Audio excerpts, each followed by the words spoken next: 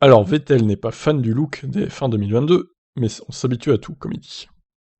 Bah moi je l'aime bien ce look. Qu'est-ce qu'il lui reproche? C'est bien mieux que les F1 2014, déjà, je trouve, et bien mieux que les F1 2009 aussi. Vettel donc n'était pas très satisfait du look de la nouvelle voiture, il s'en explique aujourd'hui. Je ne voulais pas être méchant en disant ça. Disons que ça dépend de l'objectif. Si c'est esthétique, oui, je maintiens que ça n'a pas l'air génial. Mais au final, si ça fait le travail et permet aux courses d'être plus serrées et au sport de progresser encore, cela va dans la bonne direction.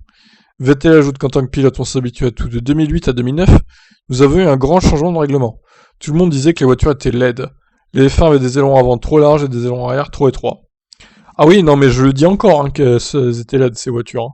Ah, clairement, hein. J'ai pas changé d'avis sur ça. Hein. Peu de gens ont aimé, de nombreux fans n'aimaient pas. Et au final, tout le monde s'est habitué. C'est la même chose avec le Halo, on n'en parle plus du tout.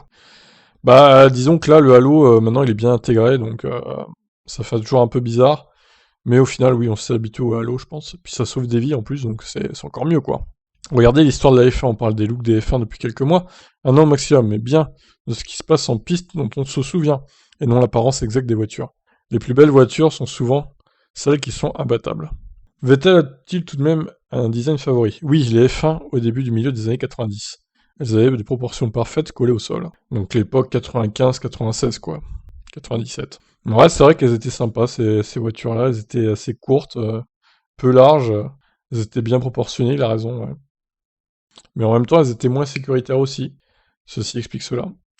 Bon, bah, qu'est-ce que vous en pensez, vous, du look des fins 2022? Est-ce que vous êtes d'accord plus avec Vettel ou est-ce que vous aimez bien ces voitures quand même?